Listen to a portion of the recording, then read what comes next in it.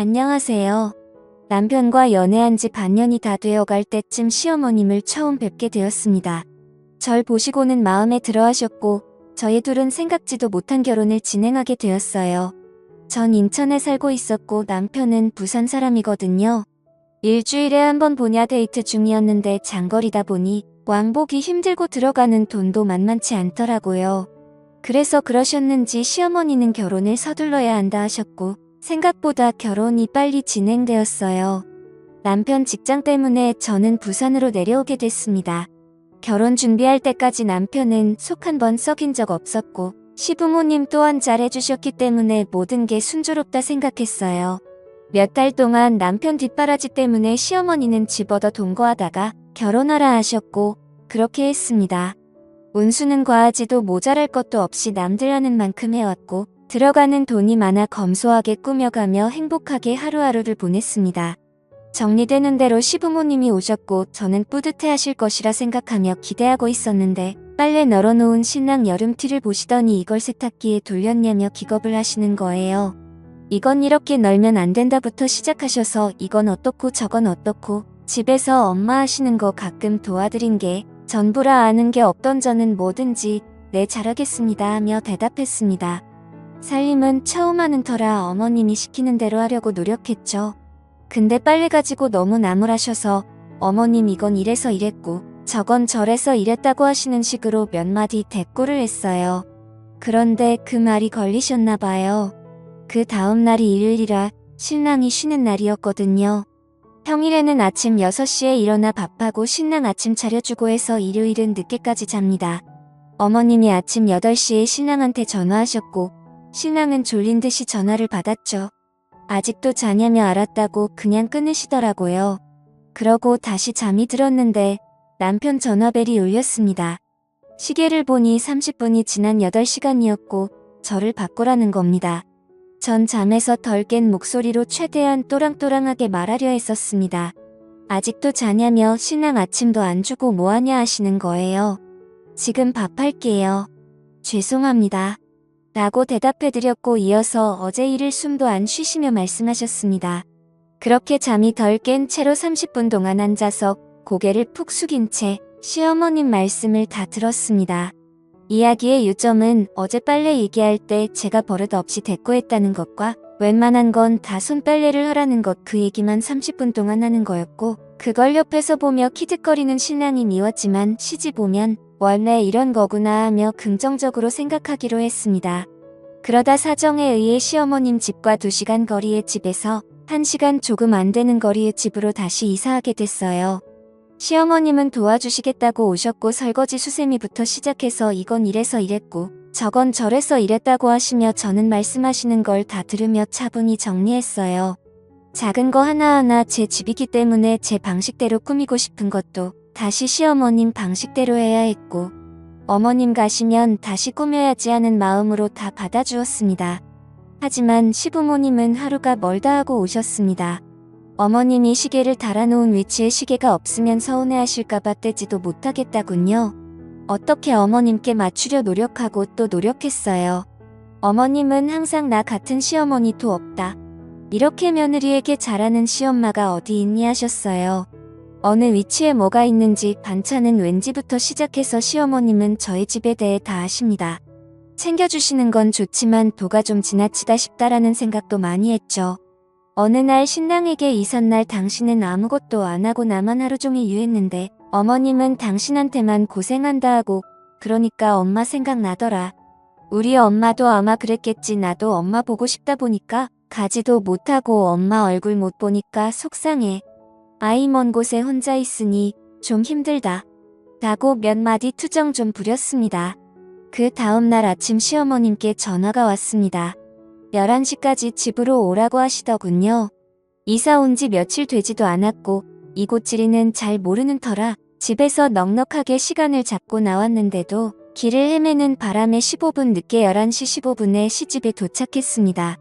들어오는 순간 뭔 일이 날 것 같은 분위기였습니다. 통화할 때 어머님 목소리가 안 좋으셨거든요. 물통 한 개를 냉장고에서 꺼내 오시더니 앉으라고 하시더군요. 그러더니 왜 약속을 안 지키냐고 지금이 몇 시냐고 소리를 지르셨어요. 길을 잘 몰라 헤맸다고 죄송하다고 말씀드렸습니다. 길을 잘 모르면 더 일찍 나와서라도 시간을 지켜야지 뭐 하는 거냐고 시엄마 말이 개똥으로 들리냐고 물을 벌컥벌컥 마시더니 말씀을 시작하셨습니다. 알고 보니 남편이 전날 제가 투정 부린 개가 걸렸는지 어머님께 저도 자기처럼 신경 좀 써달라고 웃으며 좋게 말했는데 그것 때문에 아들한테 본인이 왜 내가 그런 소리를 들어야 하냐고 화를 내시는 겁니다. 남편이 그런 말을 어머님께 할 거라곤 생각지도 않았는데 말이에요. 신남에게 한 이야기의 유저는 엄마가 보고 싶다는 것일 뿐이었지 어머님이 저에게 신경 써줬으면 좋겠다는 건 아니었거든요. 신남은 제가 안쓰러워 말씀드렸나 봐요.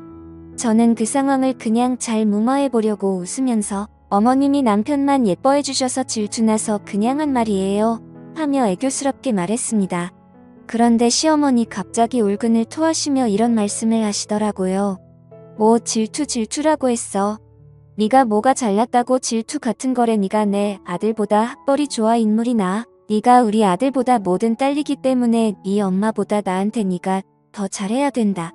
왜 선물로 내 양산 사는데 네 엄마도 똑같은 걸 사다 줬니? 이 시부모님 집에 오는데 어떻게 빈손이야. 네 부모가 그리 가르치던 완전 콩가루 집안에서 자란 티를 그렇게 대놓고 내. 어디게 날라리 같은 게 우리 집에 들어왔는지 원 오죽하면 내 아들이 너한테 거짓말하면서 외박을 했겠니? 네가 뭔데 내 아들 놀러 가는데 가라 말아야 놀러 갈 수도 있는 거지.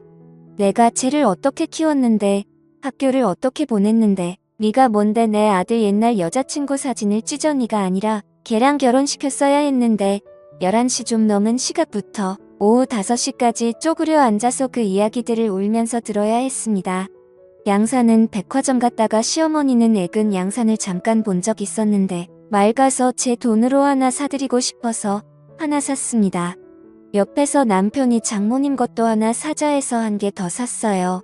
시댁 가서 어머님 한 개 드리고 매출을 했는데 그 사이 종이 가방 안에 친정엄마 것도 산 걸 보셨나 봐요. 2개 샀다는 말 안 했는데 그 말 듣고 깜짝 놀랐어요. 신랑이 거짓말하고 놀러 간 것은 결혼 전에 혼자만 놀러 가는 게 미안했다며 회사에서 가는 거라고 거짓말을 하고는 대학교 때 친구를 남자 여자 섞어서 스키장 놀러 갔다 온 걸 저에게 들킨 적이 있었어요. 그래서 나중에 추억 삼아 시어머니께 이런 적이 있었어요. 어머님 좀 혼내주세요 라고 말했는데 저렇게 받아들이실 줄이야. 옛날 여자친구 사진은 결혼 전 시댁에 놀러 갔다가 예전 여자친구 사진이 있길래 쿰하고 있는데 시어머니 이게 왜 여기 있지 버린 줄 알았는데 이거 찢어서 버려버려라 해서 남편이 찢어버렸거든요. 근데 제가 찢었다고 저렇게 말씀을 그 시간에 저 말만 한 게 아니지만 마음이 아파 생각하기 싫어 저 정도만 적겠습니다. 나중에 신랑이 왔고 신랑이 오고 나니 더 심한 말은 안 하시더군요. 그곳에서 빨리 탈피하고 싶어 마지막에 울면서 죄송하다고 빌고 신랑이랑 집으로 왔습니다. 정말 억울했고 힘들어 그 일 이후로 며칠 동안은 밥도 못 먹고 먹지도 못하는 술을 먹으며 매일 울었습니다. 부모님께는 걱정하실까봐 말도 못하고 너무 힘들었습니다. 그 다음날 찾아오셔서 어제는 내가 심한 말한 게 사과한다고 더 이상 그 일은 잊어버리라고 말씀하셨는데도 잊혀지질 않더군요. 시어머니께 자주 전화드리고 싶어도 목소리만 들어도 두려운 마음에 일주일에 한 번씩 겨우 드리고 있었어요. 신랑도 많이 힘들어했는데 언제부턴가는 우리가 부모님께 너무 못하는 것 같다며 걱정만 하더이다. 멀리 계시는 저의 부모님은 안중에도 없고 우리의 엄마나 키우느라 고생하셔서 그래. 우리 부모님 너무 없이 살던 분들이시라. 서러운 게 많아서 그래. 그때 일은 내 얼굴 봐서라도 잊으면 안 되라고 하면서 제 엄마 편만 드는데 진짜 한 대 치고 싶은 생각도 들더라고요. 잊으려 해도 그때 일이 잊혀지지가 않았습니다. 또 저는 그냥 아기 낳고 잘 살고 싶었는데 신랑이 적게 벌어오는 것도 아님에도 불구하고 이번에 집 사면서 빌린 대출금 갚아야 하나 애 낳으면 돈 많이 들어가니까 당분간 낳지 말라시더군요. 이제 저도 좀 있으면 30인데 이 집에 들어와서 제 의견 같은 건 아무것도 쓸모가 없었습니다. 이곳에 와서 제가 의지할 수 있는 건 남편뿐인데도 지 엄마한테 싫은 소리 한마디만 해도 마음 아파하는 효자이기 때문에 이러지도 저러지도 못했습니다. 모두 다 때려치고 엄마한테 달려가고 싶은 맘뿐이었습니다. 그러다 보니 남편과 말다툼이 잦아졌습니다. 그럴 때마다 CM이라는 인간은 저한테 어디 천한 남편한테 큰 소리를 했고, 저는 당신은 이제 어머님한테 우리 다툰 것까지 이야기하냐고 따졌습니다. 매일 반복 지극지극했어요. 그리고 얼마 후 남편이 다른 여자를 만나는 걸 알게 된 겁니다. 알고 보니 결혼 전 남편이 제 앞에서 찢어버렸던 사진의 주인공, 그러니까 남편의 전 여친이었습니다. 결혼 후에도 저 몰래 그 여자랑 데이트도 하고 놀이공원도 가고 또 함께 영화도 보면서 연인처럼 지내왔던 겁니다. 제가 어떻게 당신이 나한테 그럴 수가 있냐고 따졌더니 남편이라는 스프가 눈을 동그랗게 부릅뜨더니 만 저한테 하는 말이 가관이었습니다. 안녕하세요. 남편과 연애한 지 당신은 추억이라는 건 없는 사람이야. 내가 가장 힘들 때 옆에서 지켜주던 여자를 그럼 그냥 버려. 요즘 집안 사정도 힘들고 남편이랑도 힘들다고 해서 가끔 만나서 고민 들어주고 그랬던 것뿐이야. 내가 그 여자랑 잠을 잤어. 내가 당신이랑 결혼하면 내 인간관계 다 끊어야 돼. 갑자기 가 막혀서 말이 안 나오더라고요. 당신 그걸 말이라고 해. 라고 따지니 집을 나가지 애미한테 달려가서는 한동안 돌아오지 않더라고요. CM이라는 은처 혼자 있는 집에 달려와서는 무슨 저런 하면서 네가 그런 식으로 바가지 긁으니 남편 이 숨을 쉴 수가 있겠니? 네가 뭐 하나 잘나고 이쁜 게 있어야 우리 아들도 널 이뻐하지. 남자는 다 여자하기 나름인 게야 라고 하시는데 정말 저 그날 너무 열받아서 말 함부로 하지 제가 뭘 그렇게 잘못했냐고 시집 와서 어머님 말씀 모두 순종하고 아기 낳는 것도 포기하고 살고 있지. 왜 다 내 탓이라고 하시냐고 따졌습니다. 그렇게 제가 싫으시고 못마땅하면 이혼하겠다고 당신 아들 그냥 때리고 평생 사시라고. 나는 당신이랑 당신 아들 모두 감당 못하겠다고 위자료 준비하라고 큰 소리를 쳤죠. 그랬더니 어머님 엄청 놀라는 눈치였습니다. 저는 어머님 앞에서 당장 짐을 싸서 친정에 갔습니다. 정말 이혼할 각오를 하고요. CM이는 제 짐을 뺐더니만 어디 어른 앞에서 건방지게 뭐하는 짓이냐고 네 애미 애비한테 그렇게 배워 먹었냐고 소리를 지르시더라고요. 그래서 저도 큰 소리로 왜 자꾸 우리 부모님 욕하시냐고 우리 부모님이 도대체 어머님한테 뭘 그렇게 잘못했냐고 따지니 저를 이렇게 키운 게 큰 잘못이라고 하시대요. 더 이상 할 말도 없고 말도 섞기 싫어서 나왔습니다. 그렇게 한 달이 지났습니다. 저는 편의점 아르바이트를 시작했어요. 걱정하는 부모님 얼굴도 보기 힘들었지만 다시 그 집에 들어가는 게 더 힘들더라고요. 버는 돈 없이 부모님께 손 벌리는 것도 싫었기에 일을 시작한 겁니다. 그동안은 남편은 하루가 멀다 하고 연락을 했습니다. 우리 엄마 걱정 그만 시키고 당장 와서 무릎 꿇고 빌고 돌아오라고요. 남편은 자기가 바람핀 것도 아닌데 왜 제가 집을 나가냐고 이제 좀 절 좀 들라고 저한테 다그치더라고요. 어이가 없어서 정말. 그래서 제가 딱 잘라 말했습니다. 내가 정말 들어가길 원하면 네가 만나는 여자들 다 정리하고 네 부모랑 나 사이에서 처신 잘하라고요. 그랬더니 며칠 연락이 없던 남편은 미안하다고 이제 다른 여자 안 만나겠다고 엄마한테도 이제 다시는 저한테 함부로 말하지 못하게 중간 처신을 잘하겠다고 하더라고요. 저는 저희 부모님 걱정시키는 것도 싫고 또 남편을 믿고 싶은 마음이 남아있던지라 못 이기는 척 다시 집에 왔고 그 후로 CM이도 또 다시 저희 집에 찾아와서 잔소리를 하기 시작했습니다. 그때마다 저는 남편에게 전화를 했어요. 그럼 남편은 엄마 바꿔달라고 말하고는 CM이한테 아들 이혼시키기 싫으면 제발 좀 그만 좀 찾아오라고 소리를 질렀습니다. 덕분에 언제부턴가 시어머니의 저희 집 출입은 잠잠해지는 듯 했습니다. 남편 또한 퇴근 후에 바로 집에 들어왔고 주말에도 저와 시간을 보내려 노력했어요. 그 후 저희는 이세를 갖기 위해 꾸준히 노력했습니다. 허나 배란일을 개선하고 병원을 다니며 1년이 넘도록 노력해도 아이는 생기지 저는 깊은 슬픔에 빠졌고 그때부터 다시 시어머니의 저희 집 방문이 잦아지기 시작했습니다. 애 낳는 게 미루라고 할 땐 언제고 어디서 해도 못 낳는 애가 우리 집에 들어와서 대를 끊어놨다느니 하는 소리를 매일 같이 하시며 제 마음을 너덜너덜하게 만드셨어요. 그리고 언제부턴가 남편은 더 이상 제 편이 아니었습니다. 남편이 늦게 오는 날이 다시 많아졌고 수상한 행동들을 하기 시작했습니다. 저는 그리고 결국 남편의 뒤를 한번 켜보기로 했습니다. 그리고 남편이 퇴근하는 시간 1시간 전부터 남편 회사 입구가 잘 보이는 카페에 안아지려 봅니다. 그런데 남편 퇴근 시간이 한참 지났는데도 회사에서 나오질 않는 겁니다. 이상하다 싶어서 1시간, 2시간, 5시간 계속 기다리는데 남편에게 연락이 왔습니다. 왜 집에 없냐고요? 어딜 간 거냐고요? 당황한 저는 친구 만나는 중이라고 말하고는 집으로 돌아왔는데 남편이 씻고 잘 준비를 하면서 투덜투덜 거리더라고요. 이상하다 싶었던 저는 다음날 훨씬 일찍 남편의 그 카페에 갔습니다.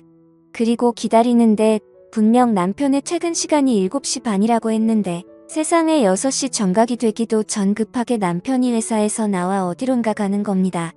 그리고는 바로 택시를 잡아 탔습니다. 저는 급한 마음에 바로 카페에서 나와 마침 그 뒤에 오던 택시를 잡아 타고 남편을 미행하기 시작했습니다. 별로 멀지 않은 거리의 한 아파트에서 내린 남편은 서둘러 아파트 건물 안으로 들어갔고 저도 뒤따라 들어갔어요. 그런데 들어가자마자 봤더니 남편은 없었고 엘리베이터에도 사람이 없었어요. 그때 문득 1층이구나 싶더라고요. 저는 확인을 위해 몰래 2층에 숨어 있었습니다. 귀를 쫑긋하고 기다렸어요. 엘리베이터를 타는 사람들 소리 말고는 딱히 다른 소리는 없었습니다. 그리고 몇 시간이 지나 1층 문이 열리는 소리가 들리더니 남편의 목소리가 들렸어요. 또 울게. 저는 심장이 터지는 줄 알았습니다. 남편이 떠나고 나서 또 한동안 저는 2층 구석에서 추라하게 쪼그려 앉아 있었어요. 그리고 용기를 내서 남편이 나온 그 집 초인종을 눌렀습니다. 누구세요? 아까 남편과 대화하던 여자의 목소리가 들렸고 저는 제 남편의 이름을 대며 김선준 씨 아내 되는 사람입니다. 라고 말했습니다. 그랬더니 문을 열어주는데 그 여자 등 뒤에 아이가 새근새근 자고 있더군요. 저는 당황하는 여자의 얼굴을 바라보며 집 안으로 들어갔고 그 안에서 못 볼 꼴을 보고 말았습니다. 그 여자 내 집 거실에 걸려있던 사진, 제 남편과 찍은 사진이었어요. 심지어 아이와 셋이 찍은 사진은 최근 사진 같아 보였습니다. 그렇습니다. 제 남편은 두 집 살림을 하고 있었던 겁니다. 너무나 어이가 없던 저는 정신을 잃을 뻔했습니다. 그 여자에게 당신 이 남자 가정 있는 거 알았냐고 물으니 아무 말도 못하더니만 끝내 오열하며 말하더군요. 오래전부터 사랑했던 남자고 결혼까지 생각했었는데 어머님이 반대하셔서 못했다고. 그래서 포기하고 지내고 있었는데 어느 날 제 남편이 이혼했다고 하면서 돌아왔고 그날 실수로 가진 아이가 태어나서 결혼식을 미루고 살아온 거라고요. 시어머니도 이 사실을 아시냐 했더니 어머님도 이혼했다고 분명히 말했고 아이를 가지고 나서부터는 정말 며느리처럼 잘 대해주셔서 생각도 못했다고 하는데 저한테는 애기 미루라고 종용했던 사람이 막상 숨주가 생기니 그렇게 좋았나 봅니다. 정말 눈물만 나더라고요. 그러면서 정말 본인도 몰랐다고 뭔가 이상하다고 생각은 했지만 뱃속의 아이 때문인지 의심이 드는 일이 있어도 무시하려고 애쓰고 살아왔다고. 그런데 제가 김선준 씨 아내 되는 사람이라고 말하는 순 모든 것들이 이해가 됐다고 본인도 피해자라고 하더라고요. 그런데 이 여자, 저한테 이렇게 알게 된 게 그냥 자기 아이 아빠랑 이혼을 좀 해주라고 하더라고요. 저는 그렇게는 못하겠다고 당신이 진짜 아무것도 몰랐다는 거 못 믿겠고 당신한테 상간녀 소송도 하겠다고 했더니 본인은 정말 아무것도 몰랐다고 하면서도 자꾸만 우리 아이를 봐서라도 제발 그냥 조용히 이혼해달라고 하고 말하면서 우는데 지 엄마가 우니 그 엎혀있던 아이도 서럽게 울더라고요. 마음이 약해져선 다시 집으로 들어가니 남편이 있었고 남편은 왜 요즘 당신 늦게 들어오냐고 도대체 어떤 놈을 만나고 오는 거냐며 추궁을 하더이다. 지가 그런 짓거리들을 하고 다니 미남도 그럴 거라고 믿나 보더이다. 저는 어떻게 하면 시애미를 비롯해서 남편 그리고 그놈에게 복수를 할 수 있을지 고민이 됐습니다. 이대로 당하고 살아선 안 되잖아요. 저는 소송을 이기기는 방법밖에는 없단 생각에 증거를 모으기로 했고 그날 밤 그 여자에게 전화를 걸어 통화 내용을 녹음했습니다. 저는 그 여자가 의심하지 않게끔 나 몰래 내 남편 만난 게 솔직하게 말해라. 모든 것을 몰랐다는 게 나는 믿을 수 없다. 솔직하게 말해주면 내가 용서해주고 이혼해주겠다고 했어요. 그랬더니 그 여자 정말 몰랐다고 하더라고요. 미안하다고 하면서 말이에요.